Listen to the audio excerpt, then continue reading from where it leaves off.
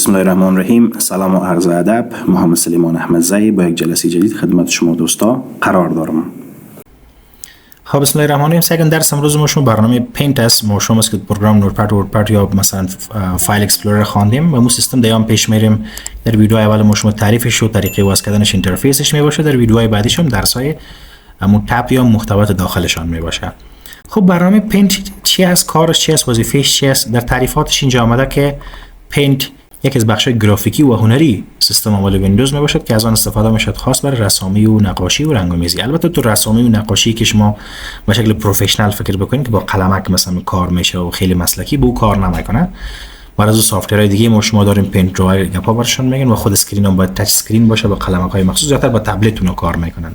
در تبلت خیلی پرسیژن پوینت‌های خوبیش داره. اون قلمک‌ها چون لپتاپ‌ها رقم نیست قلم نداره با خودش با دست یا رسم نمیتونیم. خب یعنی رسمای عادی که ما شما خواسته باشیم بفهمیم ایجاد بکنیم. پروگرام‌های در بخش پروگرام‌های گرافیکی یک پروگرام بسیار ابتدایی هست. وردپد که خوانیم مثلا از برنامه تکست یک پروگرام ابتداییش بود که باز برای از پروگرام‌های مثل ورد دیگه پارا داریم. اما میگم در بخش دیزاینینگ هم باز ما شما پروگرام‌های مثل فتوشاپ و کورل دراو دیگه پارا داریم.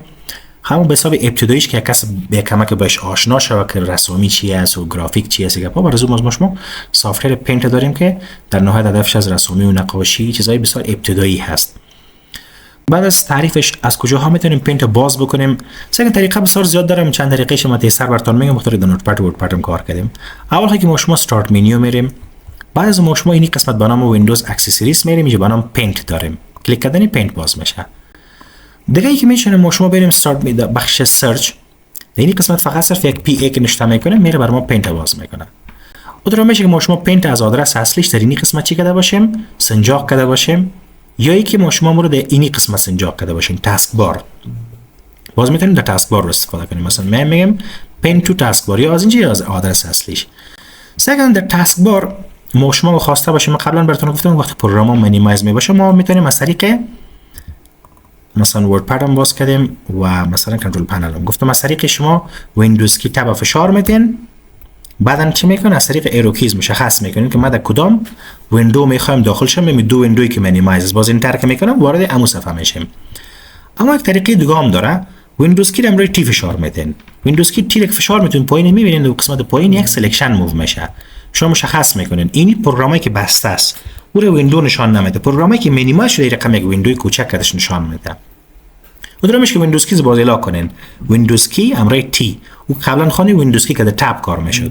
اترا میشه که مثلا بدون از مثلا که ایرو کیز بیایم مشخص کنیم هم در کدام صفحه میخوایم داخل شیم. تا مثلا برش میگم در صفحه پینت میخوایم داخل شیم. باز اینجا چی میاد وردپد اینجا انتر میکنه می رقم دایرکتلی باز ما شما رو وارد اون صفحه میسازه. خب در اینجا هم گفتیم ما شما میتونیم که از طریق اینجا رو باز بکنیم یا پس اگه نمیخواستم برش میگم ان پین فرام تاسک بار و از اینجا ان پین میشه. طریقه دیگه چی است که ما شما میتونیم بریم در ویندوز کی آر فشار بدیم یا اینجا میریم رن کلیک میکنین یا شارتکتش از ویندوز کی آر درن نشته میکنین یا اینی رو نشته میکنین پی برش پینت برش مانامده یعنی برس رنگ‌آمیزی. همچنان میتونین ام اس پینت نشته کنین. دو نام داره ای مایکروسافت پینت اینا مگه نشته بکنین پینت آواز میکنه. عین کار ما شما میتونیم بریم در تولز در بخش آدرس بار اینجا میتونیم که ام اس پینت نشته کنیم. کلیک میکنیم پینت باز میکنه برای ما شما. طریقه دیگه چیه است که ما شما در صفحه کلیک راست میکنین به حساب نوتپد براتون گفته بودم چی رو میگرفتین؟ تکست داکیومنت. و به حساب وردپد چی رو میگرفتین؟ ریچ تکست فرمت. به حساب پینت چی رو میگیرین؟ بیت مپ ایمیج. باز کلیک راست میکنین باید ادیت برش بگوین. وقتی که هنوز خالی است هنوز زبان چیز نساختیم. حالا ما شما رو داخل پینت میره باز بعدن اگر رسم چیز خاصی میتونه انجام بدین. کلیک راست میکنین نیو میره میتونه برین به وسیله شارتکت یک شارتکت شه روی اسکرین بیارین. اما باید آدرسش بیش اول بفهمیم که کجا هست که باز بعدن از طریق شارتکت شه بیاریم. آدرسش کجاست؟ this pc local drive c windows و فولدر به نام سیستم 32. اینجا فولدرها زیاد هست. ما ام اس پی فشار میکنم سکن در بخش ام اس پینت اینجا هست. کالکولیتر نوتپد و گپا کلش هم اینجا بود. یک وردپد اینجا نبود دیگه پروگرام هم اینجا است. کلیک میکنیم باز میشه یا میتونیم مستقیما کلیک راست کنیم اینجا دسکتاپ شارتکت شه روی اسکرین روان کنیم. عین اونم کاری که میتونستیم بیایم مستقیما نیو بریم از این شارتکت انجام بدیم. براوز میری بر اساس اون آدرس میاری در دسکتاپ شارتکت شه برات میسازه. و در نوتپد وردپد براتون گفته بودیم که ما شما در این قسمت کنترل اند مورد ختم فایل میبره، کنترل هوم در شروع فایل ما رو میبره. اینجا میتونه دی فولدر ما شما چی بکنیم، این میره مثلا به نام احمد محمود رینیم کنیم، اینجا پردیم باز طریق رن به اون نام او رو میتونه باز بکنه. خب بعد از این ما شما میتونستیم که بیایم طریقی دیگر براتون گفته بودم که اینجا شارتکت کیبورد برش میتونه. حالا اگه من شارتکت بوتون میره اوکی کنم، زمانی که ریکاردینگ در جریان باشه باز نمیشه. قبلا در نوتپد ورپد ریکارد کرده بودیم. ریکاردینگ اگه استاپ کنیم اوکی کنیم میره بر ما شما در شارتکت چی میکنه، باز میکنه. یعنی میتونیم به وسیله شارتکت کیبوردم پینت باز بکنیم.